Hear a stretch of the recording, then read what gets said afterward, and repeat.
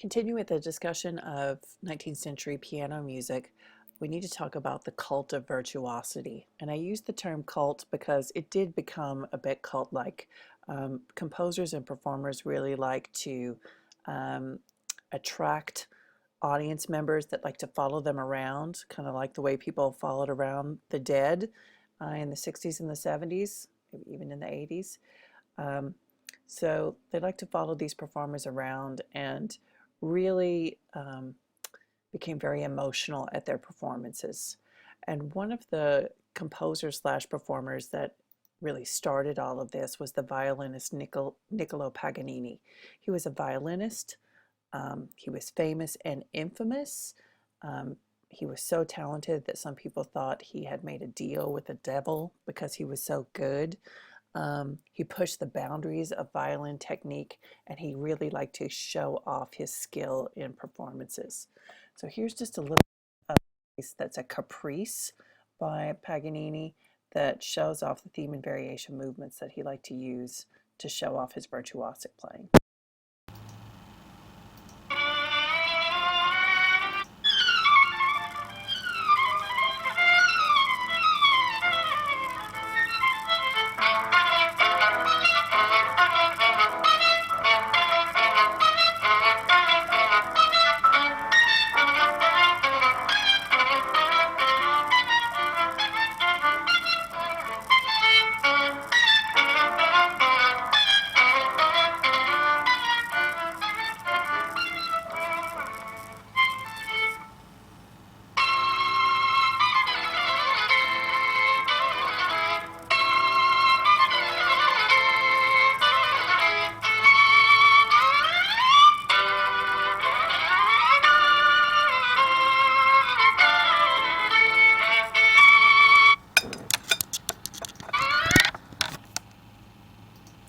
Okay, so that piece, the Caprice, is in theme and variation, and he liked to use theme and variation form a lot because he could present a theme and then show how much he could do with a particular theme.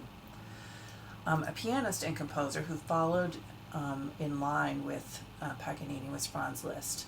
Liszt was born in Hungary and moved to Paris in 1823 with his mother, tried to get into the conservatory but was not accepted into the Paris Conservatory, but went on to concertize anyway. And as he got a bit older, he became a big part of the Parisian salons, the same salons that Chopin was in, and he became a very sought after attendee.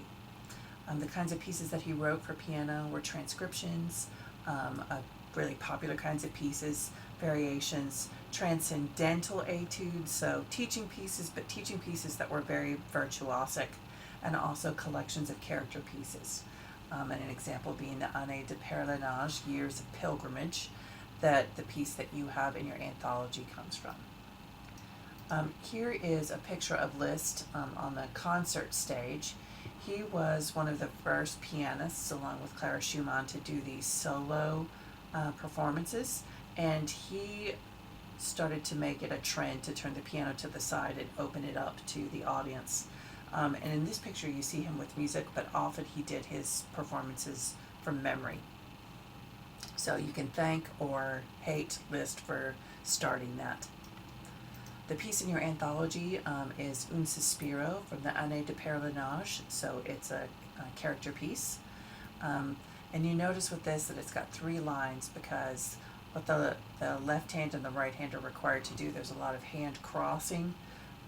So you see the arpeggios that are providing the accompaniment, and then the melodic line, you're alternating between right and left hands to play that melodic line. So when the stem is down, it's the left hand. When the stem is up, it's the right hand. And then you can see how much more challenging it gets as it moves through the piece. So pay attention to the virtuosity as you go through this example. Then the last composer I want to talk about is Louis Moreau Gottschalk, who is the first American composer who gained an international reputation. He was born in New Orleans. His father was French and his mother was from Haiti.